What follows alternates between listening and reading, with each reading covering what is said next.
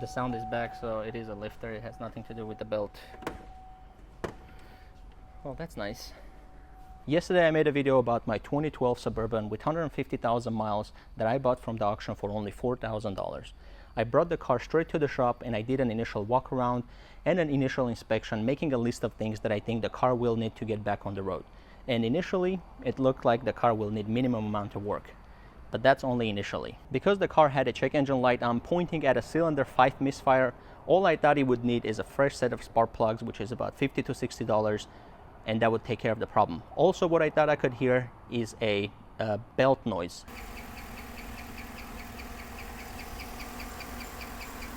But I was wrong. It was not a belt noise. And funny enough, yesterday I said something in my video that should have been a clue that it is something much bigger than just the spark plugs. The check engine light would come on about every 10 miles and then go away and then come back on. Once the spark plugs are replaced, I will test drive it again to make sure that was the case.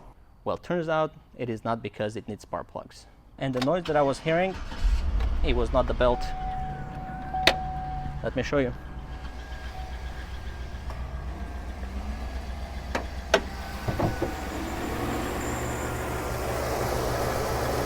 I don't know if my mic will pick it up, but actually it has a lifter issue. The noise that I was hearing is a bad lifter.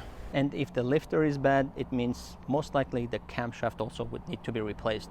So my $50 to $60 repair just turned into...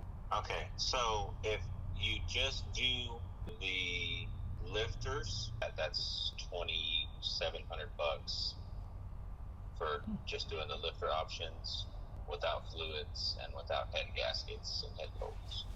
And then for the delete kit, parts and labor on that without fluids is $4,276. That's right, $2,700 to $4,200 job. And the reason why I'm saying whatever I said yesterday should have been a hint at something way bigger than just a simple spark plug job is because this car has something known as active fuel management. What does that mean? Well, that means at freeway speeds, the car will automatically turn off half of its cylinders. So an 8-cylinder car will go into a 4-cylinder car to save gas. And apparently after a while, those lifters wear out, but not only just the lifters, if you drive long enough on them, they will also damage the camshaft. So most likely I would have to do the lifters and the camshaft. And of course there are aftermarket options to delete that feature, but they're super expensive. You would have to do the camshaft and the lifters replaced. I called a few shops to get a quote, and just the lifters alone, it was around $2,700, and lifters and camshaft, I'm looking at around $4,200. But because I bought this car for only $4,000, spending $4,200 just to replace the lifters does not make any sense. So what are my options? Well, option number one is easy. Bite the bullet, pay the money, get everything replaced. Then I own the car around $8,000, $8,500. See if I can sell it for $95,000, $10,000. But that's not an option that I like. Option number two is also super easy. Send the car back to a different auction where the MMR of the car is $5,200. And if you remember, I owned the car for only $4,000. So potentially I can make a few $100s and get rid of the car. But I also don't like that option. And the reason why I don't like option two is because I have option three, which is very similar, but I can potentially make a little bit more money, which is post the car on marketplace as is, describing the issue that the car has, and if somebody else wants to buy the car and do the job themselves. And option number four is attempting the job myself, which I also don't like because I have never done anything that big. And if you've seen me work on cars, I usually go 2 steps forwards, 1 back. I will for sure break something else completely unrelated to that, and the car will end up needing way more work than it has. By the way, please excuse my sweaty face. It is really hot in here. I left the doors open, but they are not helping at all. So for right now, you're just gonna have to do with my sweaty face.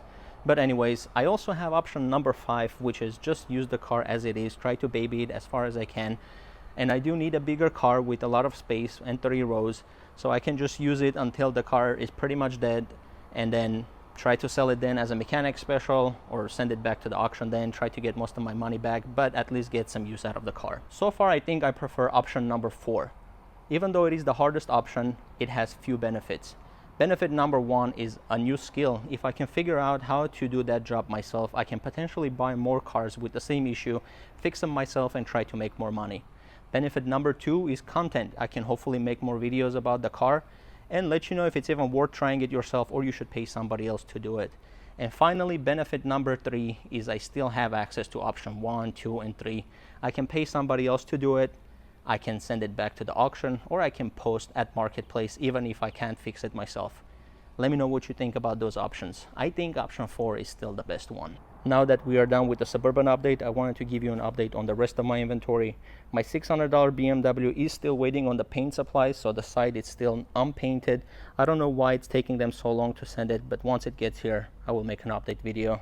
So this car is still waiting. And the reason why the X5 is back up on the lift is because the car still has transmission issues. There was a code for the shifter inside the car, and I thought that the transmission issue was related to that, but after replacing the shifter, the transmission problem is still present. So it would need some further research and figure out what's wrong with it. What we did so far is checking the fluid inside the transmission, and it is in good condition. So we think it has something to do with the transmission solenoids, but we're not sure yet.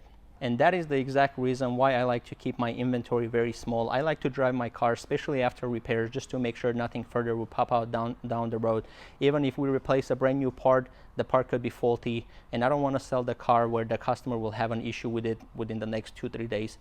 And if all I had was replacing the shifter on this car and sold it, I would have gotten a call from the customer complaining about a transmission issue. So I like to make sure that everything is good, at least mechanically, with the car before the car is posted for sale. With all that being said, it is getting dark and it is still way too hot in here, so I'm going to end the video here. If you like the content, please make sure to like, comment, and subscribe.